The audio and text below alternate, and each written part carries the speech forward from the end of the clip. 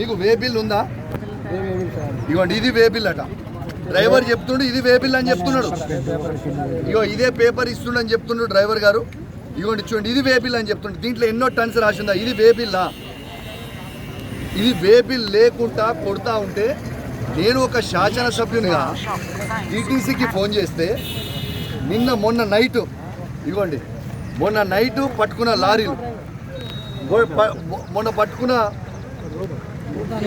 పట్టుకున్న లారీలు మొన్న రాత్రి నేను స్వయంగా టీటీసీ గారికి ఫోన్ చేసి లారీలు ఇల్లీగల్గా కొడతా ఉన్నారు, మీరు ఖచ్చితంగా ఆపాలని నేను టీటీసీకి చెప్తే టీటీసీ గారు స్వయంగా హోంగార్డ్ని శ్రీకాంత్ అనే వ్యక్తిని పంపించి శ్రీకాంత్ అనే వ్యక్తి హోంగార్డ్ ఆర్టీఓ ఆఫీస్ నుంచి వచ్చి 2 బండ్లు సీజ్ చేయించి ఇంకా 11 బండ్లని రాత్రి ఇచ్చిపెట్టారు.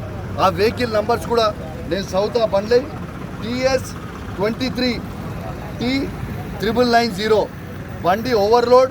ఇదే విధంగా పోతుంటే ఈ బండిని పట్టుకున్న బండిని ఇచ్చిపెట్టింది కూడా మీ అందరికి కూడా తెలియజేస్తా ఉన్నాను.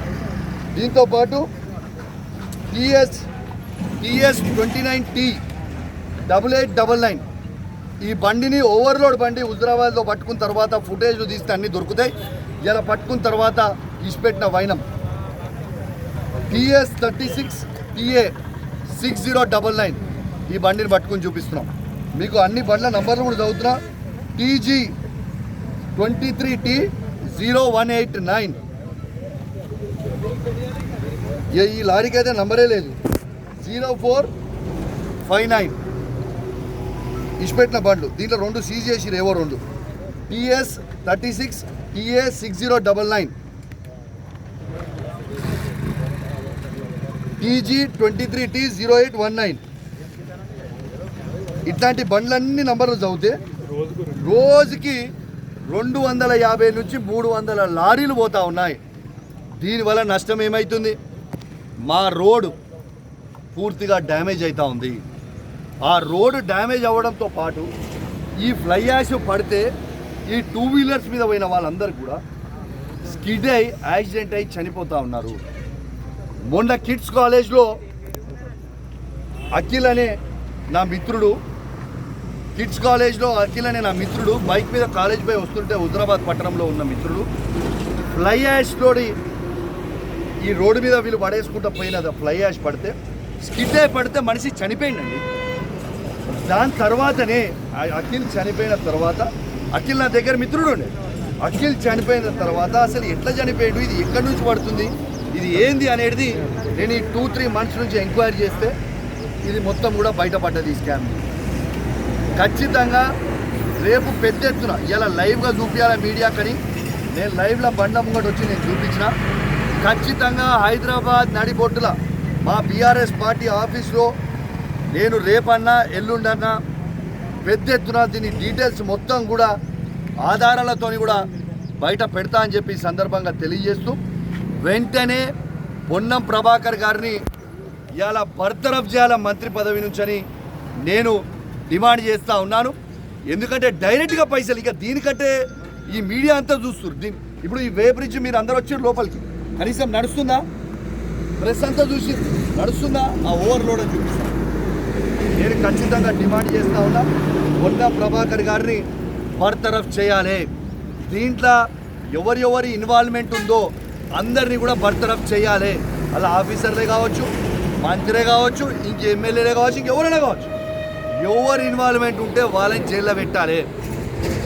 ఇలా ఎన్టీపీసీలో ఈడీ గారు నేను అడుగుతా ఉన్నా, మీ ఇంట్రెస్ట్ ఏంటిదండి?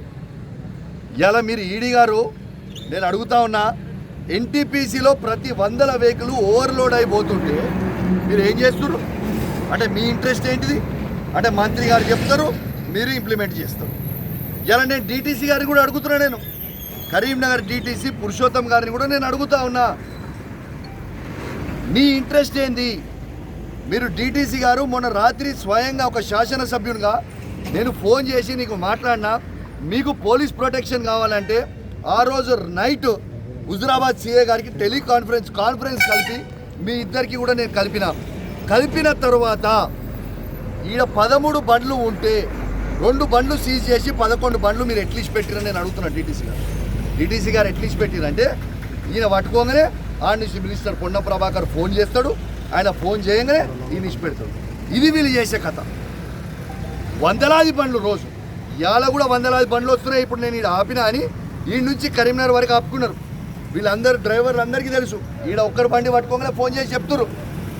నేను దయచేసి డిమాండ్ చేస్తూ ఉన్నా, ముఖ్యమంత్రి రేవంత్ రెడ్డి గారి నాయకత్వంలోనే మంత్రి పొన్నం ప్రభాకర్ గారు ఇంత పెద్ద పని చేసారు. ఖచ్చితంగా వీళ్ళే అన్ని స్కాములే అండి. ఓ మంత్రి ఏమో ఉచిత స్కామ్, ఒక మంత్రి ఏమో సివిల్ సప్లై స్కామ్, ఓ మంత్రి రవాణా శాఖ మంత్రి ఏమో ఫ్లై యాష్ స్కామ్. ఏంటండి ఈ స్కామ్?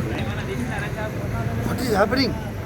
ఈ తెలంగాణ తెచ్చుకున్న 10 సంవత్సరాల్లో కేసీఆర్ గారు ఉంటే ఎంత అద్భుతంగా నడిపినట్టు, ఒక్క రోజున చేసినట్ల ఒక్క డిపార్ట్మెంట్లోనే ఉందా? ఏంటిది ఈ స్కామ్లు?